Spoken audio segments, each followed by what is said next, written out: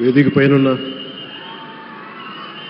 గౌరవ ముఖ్యమంత్రి శ్రీ నారా చంద్రబాబు నాయుడు గారికి, బోఫర్స్ కుంభకోణాన్ని బయటికి తీసుకొచ్చిన హిందూ మేనేజింగ్ డైరెక్టర్, ఒకప్పుడు ఎడిటర్గా పనిచేసిన శ్రీ ఎన్ రామ్ గారికి, రాజస్థాన్ పత్రిక చీఫ్ ఎడిటర్ ఓనర్ అయిన శ్రీ గులాబ్ కుటారి గారికి, చిత్ర పరిశ్రమ అతిరథ మహారథులందరికీ, శ్రీ రామోజీరావు గారి కుటుంబ సభ్యులు, వారి అబ్బాయి శ్రీ సుమన్ గారికి, శ్రీమతి శైలజా కిరణ్ గారికి, శ్రీమతి విజయేశ్వరి గారికి, రామోజీరావు గారి మనవలకి మనమనాలకి ప్రత్యేకించిన హృదయపూర్వక నమస్కారాలు. ముఖ్యంగా ఆయనతో పాటు వెన్నంటే ఉన్న ఆయన ఈనాడు పత్రికా కుటుంబానికి, జర్నలిస్ట్ కుటుంబానికి, వారందరికీ కూడా నా ప్రత్యేక హృదయపూర్వక నమస్కారం. రామోజీరావు గారి గురించి అందరూ చెప్పిన దానికంటే కూడా నాకు నా పర్స్పెక్టివ్లో, నా అనుభవంలో నేను చూసిన రామోజీరావు గారిని మీ కొద్ది సంఘటనలు పంచుకుంటాం. రామోజీరావు గారు నాకు సినిమాలు ఉన్నా కానీ నాకు పరిచయం లేదు. ముందు ఆయన స్టూడియోస్లో చేసినా కానీ ఫస్ట్ టైం పాలిటిక్స్కి ఎంటర్ అయిన తర్వాత 2008లో ఆ సమయంలో ఆయన కలవటం జరిగింది. ఆయన మాట్లాడిన విధానం చాలా నిక్కచ్చిగా, ప్రజల పక్షపాతాన్ని. ఆయన మాట్లాడుతున్నంతసేపు నాకు మైండ్లో ఒకటే అనిపించింది, మనసులో జర్నలిస్టిక్ వాల్యూస్ని కాపాడటానికే ఆయన ఉన్నారు.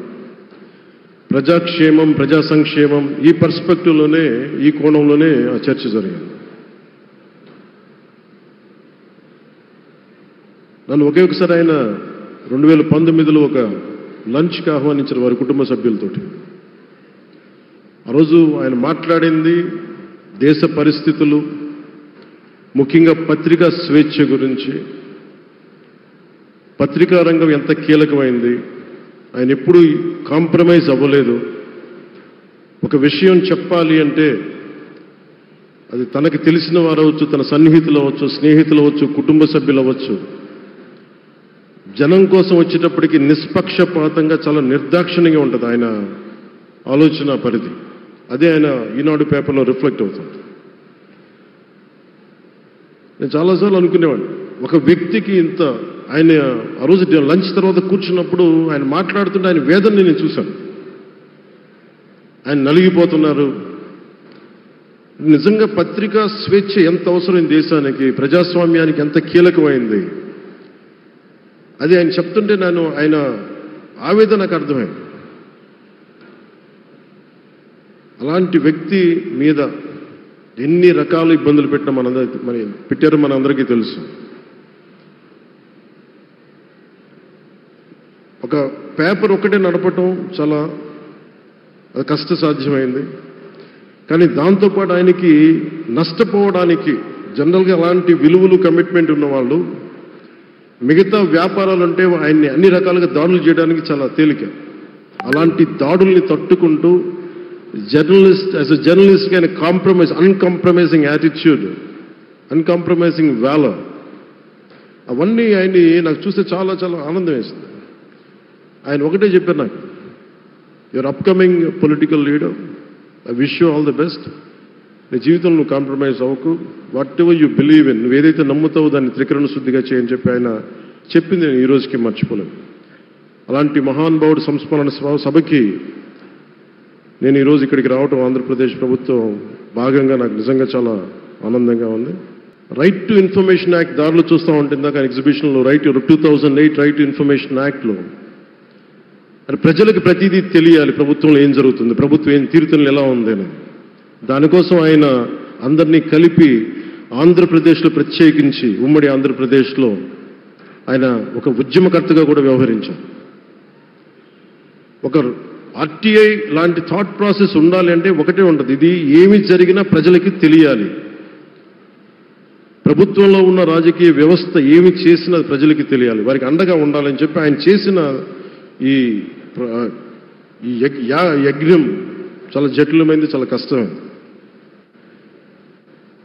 పత్రికా రంగంలో విస్తరించిందే కాకుండా సినిమా నిర్మాణ రంగంలో కానీ, స్టూడియోస్ కానీ, హోటలియర్గా కానీ ఇవన్నీ చాలా చేసి ఉండొచ్చు. కానీ ఆయన క్రక్స్ ఆఫ్ రామోజీరావు గారిది మోస్ట్ ఇన్స్పిరేషనల్ జర్నలిస్ట్. ఇందాక కొల్లూరు పార్థసారథి గారు చెప్పిన, ఇందాక అమరావతి నుంచి నాయ ఎమ్మెల్యే గారు మాట్లాడినా కానీ, పార్థసారథి గారు చెప్పినా కానీ ఆయనకి ఖచ్చితంగా ఒక విగ్రహం పెట్టాలని. ఎందుకంటే జర్నలిస్ట్ విలువల్ని కాపాడి ఆయన ఎందుకు ఇన్స్పిరేషన్ అంటే ఎన్ని కష్ట నష్టాలు వచ్చినా, ఒక జర్నలిస్ట్గా ఉండటం వేరు, ఒక పత్రికాధిపతిగా ఉండి అన్ని ఒడిదుడుకులు ఎదుర్కొని ఆయన కుటుంబాన్నంతా బెదిరించినా కానీ ఏమి చేసినా కానీ జనరల్గా కుటుంబ సభ్యులు కష్టం వస్తే నలిగిపోతాం. కానీ అది కూడా దాటుకొని నేను నా జర్నలిస్ట్ వాల్యూస్ నేను కాంప్రమైజ్ అవను, ఏదైతే జరగనని చెప్పి ఆయన కూర్చోబెట్టి at the cost of his family members also he vent ahead and uphold the journalistic values. వారికి దానికి చాలా చాలా సాహసంగా నాకు చాలా ఆనందం వేసింది. ఆయన ఆఖర్లో ఎలక్షన్ రిజల్ట్స్ వస్తాయి, ఎప్పుడు వస్తాయి వీటన్నిటి అనుకున్న టైంలో నేను ఒకటి అనుకున్నాను, ఆయన ఆరోగ్యం క్షీణిస్తూ ఉంది, బాగుండు, ఆయన ఈ విజయ వార్త వింటారా లేదా అనేది నేను ఒకటి ఆలోచిస్తూ ఉన్నాను. సో నేను శ్రీమతి శైలజ కిరణ్ గారిని, సుమన్ గారిని, శ్రీమతి విజయశ్రీ గారిని అడిగినప్పుడు నేను ఒకటి అడిగాను, ఆయన విన్నారా అండి, ఆయనకి మాటలు వినిపించినాయా? అందరూ చెప్తారు ఆయనకి వినిపించట్లేదంటే, లేదు, చాలా ఒక 24 గంటలు ఆ విజయాన్ని దశాబ్దం పాటు నలిగారు, దశాబ్దన్నర పాటు నలిగి ఆయన్ని నలిగిన తర్వాత ఆయన అలాంటి వ్యక్తి విజయ వార్త వినకపోతే అక్షోభిస్తుందేమో ఆత్మని అనిపించేది. కానీ విజయ వార్త వినే ఆయన పరమదించారు.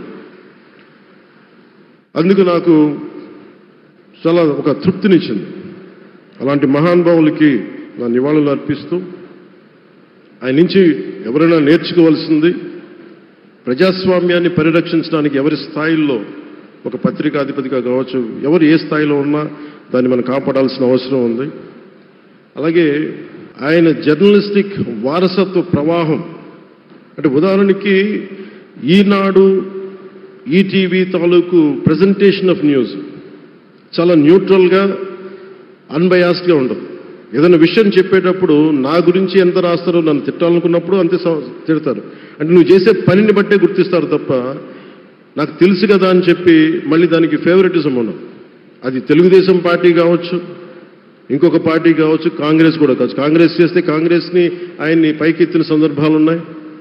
అలాగే ఏ పార్టీ తప్పులు చేసి నచ్చని, ప్రజలకి ఇబ్బందికరమైన సంఘటనలు జరిగినప్పుడు ఏం మాత్రం వెనకాడకుండా ఫ్రంట్ పేజీలు వేసేవాడు. ఫ్రంట్ పేజ్లో మరీ చాలా బలంగా చేసేవాడు. సో అందుకే నాకు అనిపించింది ఒక జర్నలిస్టిక్ వాల్యూస్, ఆయన తాలూకు వారసత్వ ప్రవాహం ప్రతి జర్నలిస్టు పుణికిపుచ్చుకోవాలి, తీసుకోవాలి. ఒక నది ఒక ప్రవాహం వెళ్తున్నప్పుడు మన స్థాయి, అది నువ్వు ఒక చిన్న బకెట్తో తీసుకుంటావు, చెంబుతో తీసుకుంటావు, ప్రవాహంలో నీళ్లు అన్నట్టుగా రామోజీరావు గారి జర్నలిస్టిక్ వారసత్వ ప్రవాహాన్ని మనం ఎంత తీసుకుంటాం అనేది మన స్థాయిని బట్టి ఉంటుంది. అది ఒక మోటార్ వేసి ఒక ట్యూబ్ మనకి పైప్లో తోడుకునేలాగా ఉండొచ్చు, లేదంటే నా స్థాయి ఇంతే అంటే కూర్చోబెట్టి ఒక చెంబుతో తోడుకోవచ్చు. అలాంటి అపరిమితమైన ప్రవాహం, ఆగని ప్రవాహం, ఉధృతమైన రామోజీరావు గారి జర్నలిస్ట్ వారసత్వ ప్రవాహం ఈ రాష్ట్ర ప్రజలందరూ కూడా, తెలుగు ప్రజలందరూ కూడా దాని నుంచి మనకి ఒక స్ఫూర్తిని తీసుకోవాలని మనస్ఫూర్తిగా కోరుకుంటూ, నాకు అవకాశాన్ని ఇచ్చిన నా సహచర మంత్రివర్యులందరికీ, ఇక్కడికి వచ్చిన ప్రత్యేక ఆహ్వానితులుగా వచ్చిన జర్నలిస్ట్ పెద్దలందరికీ, పత్రికా ప్రతినిధులందరికీ, ఇక్కడికి వచ్చిన అతిథులందరికీ, విశిష్ట అతిథులందరికీ ప్రత్యేకమైన ధన్యవాదాలు తెలియజేసుకుంటూ, కృతజ్ఞతలు తెలియజేసుకుంటూ సెలవు తీసుకున్నాను. జై Hind. Thank you honourable deputy chief minister గారు.